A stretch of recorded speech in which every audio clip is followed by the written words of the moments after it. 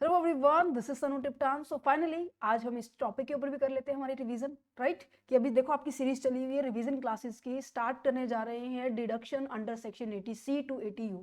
जितना कोशिश रहेगी मैं 20 to 30 मिनट्स के अंदर आपको एक कंप्लीट चैप्टर करने जा रहे हैं, क्योंकि वैसे हमारे पूरे 2 घंटे का हमने कंप्लीट लेक्चर किया था, बट अभी फिलहाल हम केवल रिवीजन करेंगे। दैट मीन्स हर एक टॉपिक के जो की पॉइंट्स हैं उनको हम रिकॉल करेंगे कि हाँ एग्जाम में वो हेल्प हो जाए, ठीक है। क्योंकि मैंने आपको बताया कि जो प्रीवियस ईयर जो क्वेश्चन पेपर जो मैंने आपको प्रोवाइड किए हैं वहां पर देखो कितनी बार ये क्वेश्चंस आए हुए हैं, यहाँ से आए हुए नहीं आए हुए।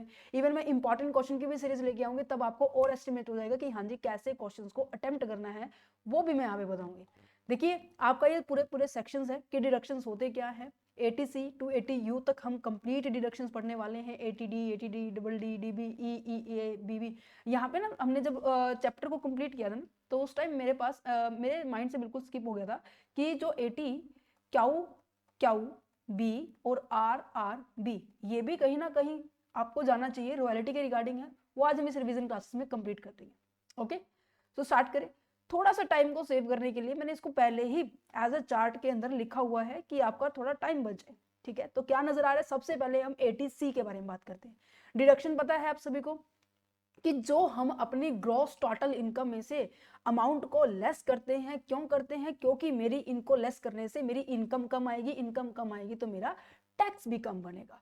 टैक्स कम बनेगा तो कहीं ना कहीं मेरे लिए फायदा है कि जो पैसा मुझे सरकार को देना था वो पैसा मुझे अब नहीं देना पड़ेगा। समझ में आ रहा है, नहीं आ रहा है? हाँ जी, ठीक है, हाँ जी आ रहा है। तो यहाँ पर देखिए, अब आगे सबसे पहले हम क्या डिस्कस करेंगे, 80C डिस्कस करेंगे। 80C के अंदर आपके टोटल 9 to 10 पॉइंट्स आते हैं, उनको फटाफट डिस्कस करते हैं। सबसे पहले मैंने आपको क्या बोला था कि हम प्रोविडेंट फंड क्या होता है वो पता है, ठीक है। इसके लिए आपको कितने साल तक आपको इस प्रोविडेंट फंड के अंदर पैसे को इन्वेस्ट करना होगा, मीन्स की इसके अंदर पैसे को कॉन्ट्रीब्यूट करना होगा। एक मैं आपको छोटा सा एग्जाम्पल देती हूँ। जैसे कि आपका बैंक अकाउंट होता है ना बच्चों, बैंक अकाउंट में आप हर महीने हर साल के अंदर पैसे जमा करवाते हैं ना, तो उस अकाउंट के अंदर आपके पैसे कलेक्ट होते रहते हैं और उसके विद रिस्पेक्ट जो बैंक है आपको क्या देती है, इंटरेस्ट देती है। इसको इंटरेस्ट को हम क्या कहेंगे, हम अपना रिटर्न कहते हैं, ठीक है। क्या ये रिटर्न टैक्सेबल होगा या नहीं होगा, कितने साल तक मुझे पैसा उसके अंदर होल्ड करके रखना होगा, कितने साल तक नहीं रखना होगा, ये सभी चीजें 80C के अंदर बात की जा रही है। कह रहे हैं कि अगर आप इन सभी 9 जगह के अंदर आप इन्वेस्ट करेंगे ना पैसा, तो आपको क्या मिलेगी, आपने जितना पैसा इन्वेस्ट किया ना उतने पैसे की आपको डिडक्शन मिल जाएगी, जिससे कि आपकी इनकम कम हो जाएगी, ठीक है। तो सबसे पहले हम प्रोविडेंट फंड के बारे में बात करते हैं कि पब्लिक प्रोविडेंट जो फंड है उसके जब वो अकाउंट होता है ना, उसके अंदर आपको 15 साल तक मिनिमम क्या करना पड़ता है, सॉरी मैक्सिमम आपको 15 साल तक उस अकाउंट को अंदर मेंटेन करना होगा। वो बैलेंस आपको उसमें से विड्रॉ नहीं कर सकते। अच्छा मैम विड्रॉ किया तो अगर इमरजेंसी आई, इमरजेंसी के केस में आप उसको विड्रॉ कर रहे हैं, तो विड्रॉ करने के लिए जरूरी है कि आपका 6 साल कंप्लीट होने चाहिए। उसमें से वो भी आप हाफ अमाउंट क्या कर सकते हो, विड्रॉ कर सकते हो, सारी अमाउंट विड्रॉ नहीं कर सकते। फिर उसके बाद 15 साल के पर इसको आप मैच्योर कर सकते हो, ठीक है। अच्छा मैम इसके ऊपर जो इंटरेस्ट आता है, इसकी जो रिटर्न मुझे मिलने वाला है, क्या वो टैक्सेबल होगा? नहीं। केवल 2 ही ऐसे हैं जिनके रिटर्न के ऊपर मेरे को किसी भी तरह का टैक्स नहीं देना पड़ता। पहला तो क्या है मेरे पास, पब्लिक प्रोविडेंट फंड, और दूसरा क्या है, सुकन्या समृद्धि योजना जो थी उसके अंदर मेरे को क्या है, इनसे आने वाले रिटर्न के ऊपर मुझे किसी भी तरह का टैक्स नहीं देना पड़ता। समझ में आ रही है, नहीं आ रही? समझ में आ रही है, नहीं आ रही? तो कहने का मतलब ये, जो भी रिटर्न फॉर्म बैंक आपको देती है, ठीक है, आप बैंक में अपना पैसा जमा करवाते हैं, यहाँ पर जो रिटर्न आता है ना, रिटर्न आपकी क्या है बच्चों, इनकम है। और गवर्नमेंट ये कहती है, ठीक है, इनकम टैक्स डिपार्टमेंट ये कहता है कि ये इनकम के ऊपर भी हम टैक्स लेंगे, पर कहीं ना कहीं ये कहीं किसी किसी पॉइंट में ये टैक्स फ्री है कि आपको इस अमाउंट के ऊपर टैक्स देने की जरूरत नहीं है। वो कौन है, पब्लिक प्रोविडेंट फंड और सुकन्या समृद्धि योजना, ठीक है जी। फिर अगर आप दूसरा पॉइंट आ जाता है कि अगर आप एनएससी के अंदर पैसा इन्वेस्ट करते हैं, मैम एनएससी का मतलब क्या है, नेशनल सेविंग सर्टिफिकेट है। इस ये भी देखो एक स्कीम है। अगर इसमें आप क्या करने वाले, पैसा लगाने वाले हैं, पैसा लगाएंगे तो आपको क्या करना पड़ेगा, कम से कम 5 साल तक उसको होल्ड करके रखना पड़ेगा। ओके, इससे आने वाले रिटर्न के ऊपर टैक्स देना पड़ेगा, हाँ जी बिल्कुल देना पड़ेगा, वो पूरी तरह से फुल्ली टैक्सेबल है, ठीक है।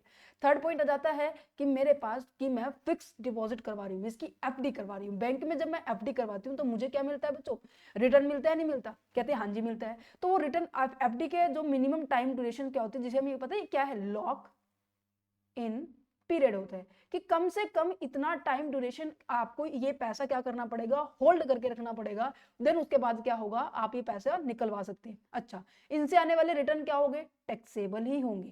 कहते हैं ठीक है। फोर्थ आ जाता है equity linked saving scheme, means कि आप अपने पैसे को म्यूचुअल फंड के अंदर, मींस कि शेयर्स के अंदर क्या कर रहे हैं, इन्वेस्ट कर रहे हैं, बट वही शेयर्स के अंदर इन्वेस्ट करने से आपको डिडक्शन मिलेगी जो गवर्नमेंट के द्वारा प्रिस्क्राइब्ड है, जो सेक्शन 54E के अंदर भी हमने डिस्कस किया था, ई के अंदर, है ना। और इनके लिए आपको क्या करना पड़ेगा, एटलीस्ट 3 ईयर्स तक आपको इनकी होल्डिंग रखनी पड़ेगी, मींस को अपना पैसा उन शेयर्स के अंदर रखना पड़ेगा, ठीक है। और जो इससे रिटर्न आएगा वो भी क्या होने वाला है, टैक्सेबल होगा। बट कहां पर होगा, जैसे इन सभी का तो रिटर्न क्या होता है, अदर सोर्सेज एड में टैक्सेबल होते हैं, इसका रिटर्न LTCC में होगा। LTCC that means long term capital gain, right, क्योंकि शेयर्स के थ्रू जो भी आपको रिटर्न्स आते हैं ना, long term capital gain head के अंदर आता है। कैपिटल गेन में 2 हेड होते हैं ना, शॉर्ट टर्म और लॉन्ग टर्म, तो ये लॉन्ग टर्म में होगा। और अब आपको पता है इसकी रेट चेंज हो गई है, 12.5% हो गई है, अगर अमाउंट आपकी क्या है, 1.5 लाख से ज्यादा आपका रिटर्न का होता है, तो उस रिटर्न के ऊपर ये टैक्स लगेगा। अगर मैं मेरी 1.5 लाख से कम रिटर्न हुई तो कहते फिर कोई टैक्स नहीं लगेगा। ध्यान रखना, ये आपका थर्ड ऐसा पॉइंट है जिसको आपको ध्यान में रखना है। पहला तो क्या था, बिल्कुल टैक्स फ्री है, यहाँ तो बिल्कुल टैक्स देना ही है। यहाँ पर रिटर्न के ऊपर भी एक लिमिट है कि अगर 1,25,000 से ज्यादा आपका रिटर्न आया तो ही आपको क्या करना पड़ेगा, उसके ऊपर टैक्स देना पड़ेगा, ठीक है।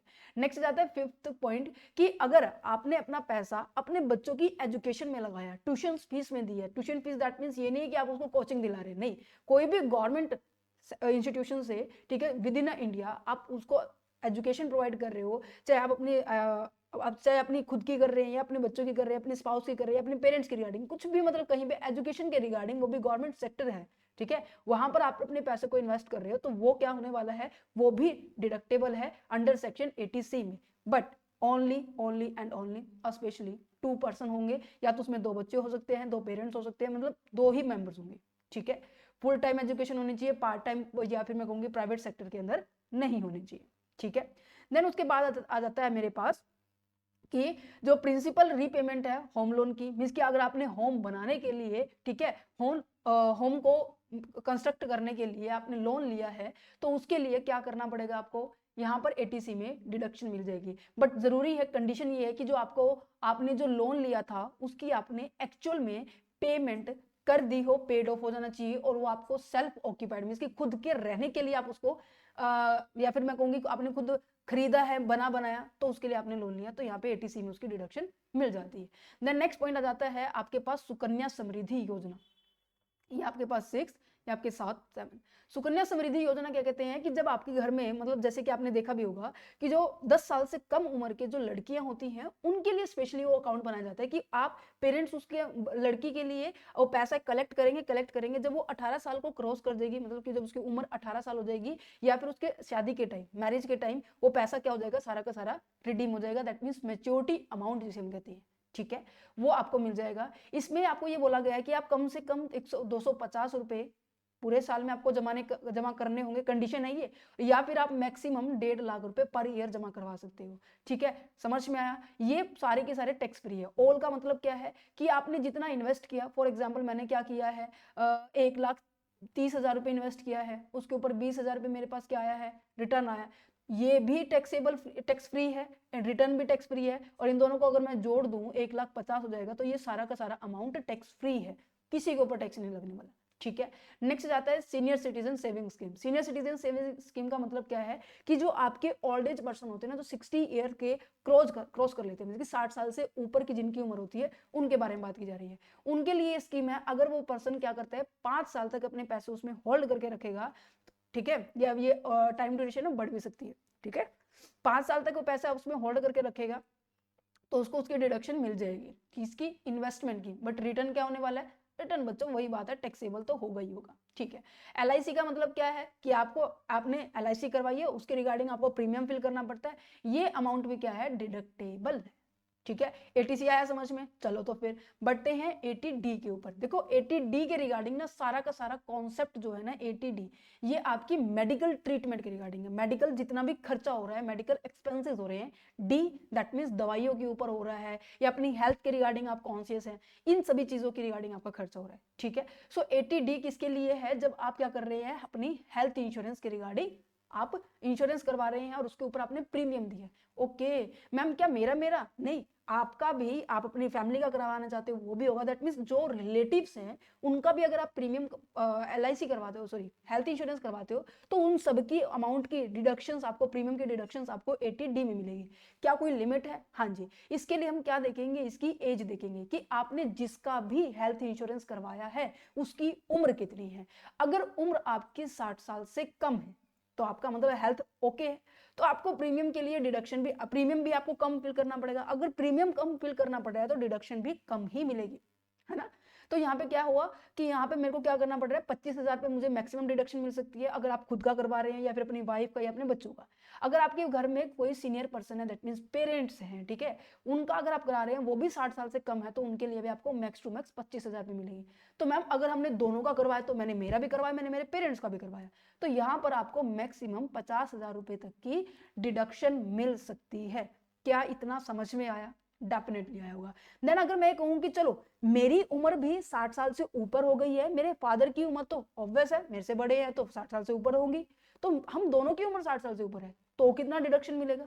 तो वो जो लिमिट है बच्चों आपकी 25,000 से बढ़कर 50,000 हो जाएगी। अगर आपने करवाया तो आपके लिए इंडिविजुअल 50,000, पापा जी का करवाया तो इंडिविजुअल के लिए 50,000, तो टोटल क्या हो गया, आपको 1,00,000 रुपीज का आपको डिडक्शन मिल जाएगा। कहते ठीक है।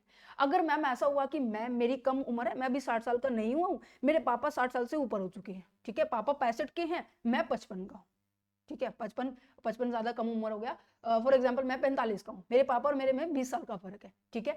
तो यहाँ पर क्या हुआ, चलो वही बात, बिलो है तो 25,000 रुपये आपको डिडक्शन मिल जाएगी, अगर ज्यादा है तो आपको 50,000 की डिडक्शन मिल जाएगी।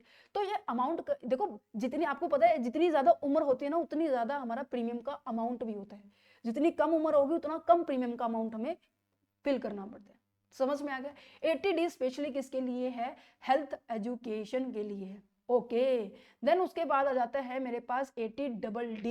डबल डी का मतलब क्या है? डिसेबल डिपेंडेंट, या फिर मैं कहूंगी डिपेंडेंट डिसेबल, जिसके मतलब कि आपकी फैमिली में कोई भी आपका रिलेटिव्स या वाइफ हो, बच्चा हो, या फिर आपके पेरेंट्स हो, इनमें से कोई भी हो सकता है, या फिर आपके जो ब्रदर है, सिस्टर है, वो आपके ऊपर डिपेंडेंट होनी चाहिए, मींस की टोटली वो कमाते हुए इंसान नहीं होने चाहिए, ठीक है, उनकी कोई अर्निंग नहीं होनी चाहिए, वो सारे के सारे आपके ऊपर डिपेंडेंट है। तो क्या होगा, उनके लिए आपकी उनकी जो डिसेबिलिटी है उनके ऊपर खर्चा होता होगा, उनकी हेल्थ एजुकेशन भी करना, सॉरी हेल्थ एजुकेशन कह रही मैं, हेल्थ ट्रीटमेंट भी करना होगा, ठीक है, आपको उनके इवन मैं कहूँगा उनका LIC भी करवाना होगा। ये सारी चीजें होती नहीं होती, मींस की दवाइयों का खर्चा जितना भी होगा, उनकी मेंटेनेंस का खर्चा जितना भी होगा, उनकी मेंटल रिटार्डेंस जो भी है, वो सभी को मेंटेन करने के लिए आपको खर्चा होगा। कहते हैं हाँ जी।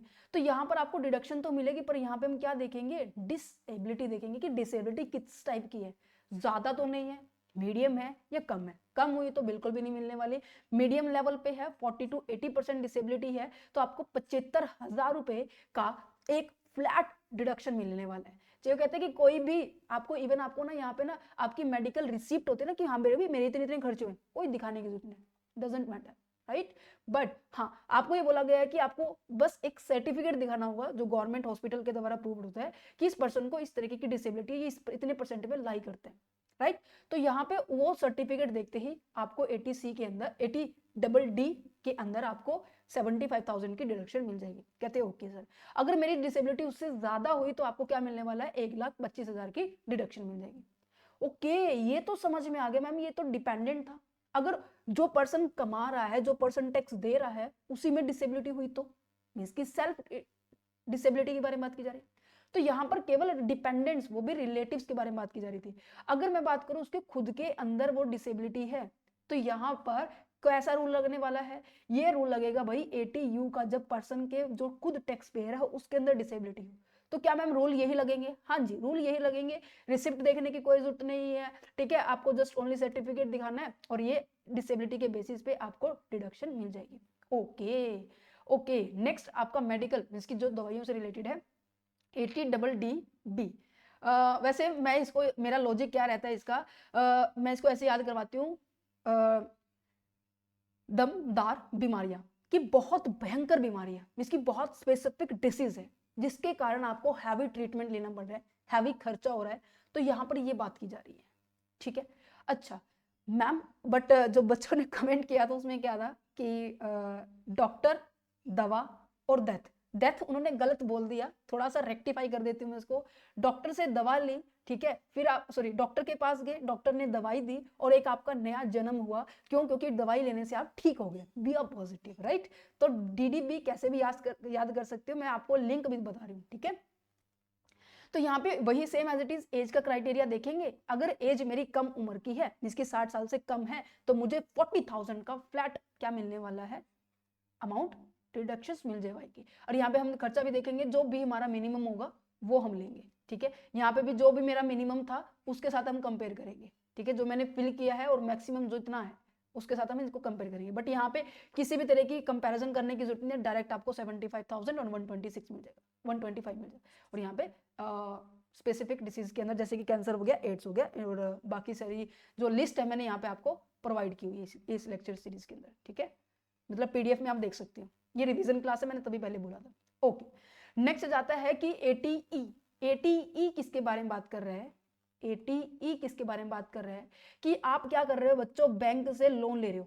बैंक से लोन ले रहे हो, क्या चाहे आप एजुकेशन के लिए ले रहे हो, या फिर आपको हाउस खरीदना है, आप बनाना है, जो भी कुछ करना है उसके लिए ले रहे हैं, या फिर आपको कोई व्हीकल खरीदना है, आपने बैंक से लोन लिया। सीधी सी बात है, बैंक ने आपको क्या दिया है, लोन दिया, और उसके विद रिस्पेक्ट आप बैंक को क्या दे रहे हो, इंटरेस्ट दे रहे हो, और जो कि आपके लिए खर्चा है। तो यहाँ पर इस खर्चे के रिगार्डिंग इनके बारे में बात की जा रही है कि जितना भी इंटरेस्ट होने वाला है लोन के ऊपर, वो उनकी डिडक्शन आपको ATE में देखने को मिलेगी, ठीक है। देखो क्या लिखा हुआ है कि अगर आपने लोन लिया है फॉर द एजुकेशन पर्सन, ई से एजुकेशन, याद हो जाएगा, ई से एजुकेशन। अगर एजुकेशन को लेने के लोन लेने के कारण आपको इंटरेस्ट बनाया तो 100% जितना भी इंटरेस्ट है ना वो सारा का सारा डिडक्टेबल होगा, बट कंटिन्यूस 8 सालों तक, ठीक है, उससे ज्यादा नहीं होगा। मींस कि मान लीजिए आपने जब 2024 में लोन लिया तो 2025 में इंटरेस्ट आपने दिखाना शुरू कर दिया, आप 2025 से अपनी इनकम में से माइनस करना शुरू कर देंगे, और इंटरेस्ट इतना ज्यादा है कि आपकी इनकम पूरी खत्म हो गई है, ठीक है। आप इसको लगातार आप 8 सालों तक यूज मतलब रिडक्ट कर सकते हैं, ठीक है। ATEE क्या है? जब मैं क्या कर रहा हूं, मैंने क्या किया, जब मैंने पहली बार अपना खुद का घर खरीदने के लिए लोन लिया है, ओके, मैं मतलब उससे पहले उसका कोई घर नहीं था, नहीं था बच्चों, बिल्कुल भी नहीं था। उस टाइम आपका कोई भी अपना रेजिडेंशियल हाउस नहीं होना चाहिए, और जो लोन जो आपको सैंक्शन होना चाहिए ना बैंक के द्वारा अप्रूवड होनी चाहिए, वो 1/4/19 और 31/3/23। अब आपके दिमाग में लग रहा है कि मैम अब तो 2025 लगा हुआ है, 23 तक ही देता। देखो ये डेट है ना, टाइम टू टाइम चेंज होती रहती है। जब मैंने पहले इस चैप्टर को करवाया था उस टाइम डेट थी 1/4/16 से 31/3/17 थी। अब ये दोबारा से करवाया, देखो जो आपका सिलेबस है वो 2024-25 के अकॉर्डिंग आपका चेक होगा पहले, ठीक है। तो ये आप इसको ना अमेंड कर सकते हो। अब जैसे 25-26 में भी बच्चे देखेंगे, 26-27 में भी बच्चे देखेंगे, 27-28 में भी बच्चे देखेंगे, तो अपनी डेट को अमेंड करते रहना है यहाँ पे, बाकी चीजें मोस्ट ऑफ सेम रहने वाली, ठीक है। और आपने जो घर लिया है ना वो मैक्स टू मैक्स 45 लाख तक का होना चाहिए, या फिर उससे कम लाख का होना चाहिए, ठीक है। तभी आपको यहाँ पे इंटरेस्ट की डिडक्शन मिल सकती है आपकी इनकम में से। Got it? Okay ji. Next जाता है ATEEB। EEB किसके बारे में है भाई? आपको क्या लेना है, बोल्ट लेनी है। आप क्या करनी है, बोल्ट लेनी है, और बोल्ट लेने के लिए आपको आपने लोन लिया। ये याद करने का तरीका है बच्चों, कुछ कैसे भी कर सकते हो। तो बोल्ट लेने के लिए आपने क्या लिया, लोन लिया, बट बाय द डिफॉल्ट वो इलेक्ट्रॉनिक व्हीकल नहीं है, वो पेट्रोलियम व्हीकल है, राइट। तो यहाँ पे थोड़ा सा याद कर सकते हो, बुलेट एक व्हीकल है, व्हीकल से यहाँ पे ये बन गया, बट मुझे तो इलेक्ट्रॉनिक चाहिए, कोई भी इलेक्ट्रॉनिक, चाहे गाड़ी हुई, चाहे कार हुई, चाहे स्कूटी हुई, चाहे बाइक हुई, कोई भी हुई, ठीक है, वो आपको उसके लिए आपने लोन लिया, same as it is criteria यहाँ पे रहने वाला है, बट ये वाली क्राइटेरिया यहाँ पे नहीं आएगी, बाकी चीजें यहाँ पे रहने वाली, ठीक है। कि आपका जो लोन का जो सैंक्शन अमाउंट है वो 1/4/19 और 31/3/23 के बीच में होना चाहिए, ठीक है। अच्छा जी, नेक्स्ट अब आ जाते हैं हमारे पास ATG। ATG बहुत भयंकर है। ATG भयंकर क्यों है? क्योंकि आप ATG के अंदर क्या करते हैं, जितनी भी आपने डोनेशन किए हैं ना उनके विद रिस्पेक्ट आपको डिडक्शन मिलती है। फॉर एग्जाम्पल मैंने मेरी पॉकेट से पैसा निकाला, जो बाढ़ आई थी, ठीक है, तूफान आया था, साइक्लोन आया था, या फिर मैं कोई भगदड़ मची थी, जैसे कि अब पीछे जो रेल एक्सीडेंट्स हुए थे, ठीक है, या फिर मैं कहूँ कि जो हमारे मेले लगते हैं उसके अंदर क्या होता है, उसके अंदर क्या होता है, भगदड़ के कारण लोगों की डेथ होती है, तो हम वहां पे क्या कर रहे हैं, डोनेट कर रहे हैं। किसी भी तरह की डोनेशन की जा रही है वो हमारे पास क्या आएगी, ATG के अंदर आएगी। डोनेशन हमारी किस में है, ATG स्पेशली प्रसिद्ध किसके लिए है, अरे कहाँ गया, ATG स्पेशल किसके लिए है, डोनेशन के लिए। अब ATG में भी 5 सेक्शन है। पहला क्या है, ATG स्पेसिफिक डोनेशन, जो कि हम चैरिटी के लिए कर रहे हैं, कोई भी कर सकता है, हिंदू अनडिवाइडेड फैमिली, इंडिविजुअल या फिर कंपनी, ठीक है। बट यहाँ पे ना इसको बाइफरकेट किया गया है, विद क्वालिफाइड, विदाउट क्वालिफाइड। ये अब मैं यहाँ पर पता क्या होता है कि जितना अमाउंट आपने डिडक्शन डोनेशन दिया है वो 10% of the ATG, adjusted total income. Adjusted total income मैंने यहाँ पे कैलकुलेट करनी सिखाई थी कि जितने भी डिडक्शंस आपको मिलते हैं, कैपिटल गेन होते हैं, ठीक है, शॉर्ट टर्म गेन होते हैं, उनको माइनस करके आपको तब ये कैलकुलेट होती है। फिर ये 50%, 100%, 50%, 100%। मैम ये क्या है कि आपने इसकी लिस्ट है, इसकी लिस्ट है, इसकी लिस्ट है, इसकी लिस्ट है, उसमें से आपको कौन सी लिस्ट याद करनी है? Let me show, just a wait, just a wait, just a wait, you can be claim.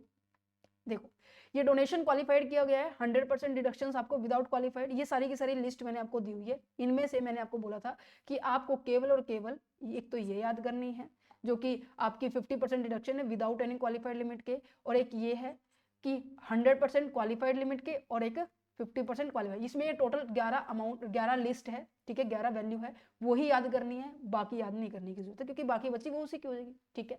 अच्छा, ATGG क्या है? ये क्या कहता है? डोनेशन नहीं है, बट हाँ ATG मोस्टली क्या है, मोस्टली डोनेशन से रिलेटेड है। चलो पहले मैं डोनेशन बता देती हूँ। GGA, GGB, GGC, अरे वाह, ATGGA, GGB, GGC क्या कह रहा है कि अगर कोई पर्सन या फिर बिजनेसमैन या फिर कोई कॉर्पोरेशन सेक्टर अपना पैसा कहाँ इन्वेस्ट कर रहा है, साइंटिफिक रिसर्च में इन्वेस्ट कर रहा है या फिर रूरल डेवलपमेंट के लिए पैसा इन्वेस्ट कर रहा है एज अ डोनेशन, क्योंकि डोनेशन का मतलब क्या है कि आपको कोई रिटर्न नहीं मिलने वाला, उससे आपको क्या करने वाले लोगों की भलाई या फिर सोशल वेलफेयर के लिए हम काम कर रहे हैं। तो आपने अगर अपना पैसा वहां पे इन्वेस्ट किया है तो वहां पे आपको डिडक्शन मिलेगी पूरी 100%, मतलब जितना इन्वेस्ट किया उतना मिलेगा, माइनस करने के लिए आपकी इनकम में से। कहते ठीक है, अगर कोई कंपनी ने पॉलिटिकल पार्टीज के अंदर पैसे इन्वेस्ट किए, कौन? कंपनी की बारे में बात की जा रही है, क्या मैम यहाँ पे इंडिविजुअल नहीं है? नहीं नहीं, कंपनी के बारे में बात की जा रही है। अगर कोई कंपनी किसी पॉलिटिकल पार्टी को सपोर्ट कर रही है फंड के रिगार्डिंग, तो वहां पर उसको 100% डिडक्शन मिलेगी।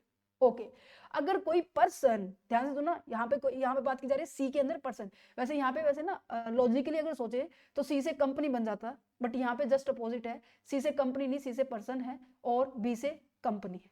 थोड़ा सा इस तरीके से याद कर सकते हो, इसका जस्ट अपोजिट होना था पर हुआ नहीं, होना चाहिए था पर हुआ नहीं, ये गलत है, तो आप ऐसे कर सकते हो, ठीक है। पर्सन को क्या करना है, पॉलिटिकल पार्टीज में इन्वेस्ट कर रहा है, तो वो क्या, उसको भी क्या मिलेगी, 100% डिडक्शन मिलेगी।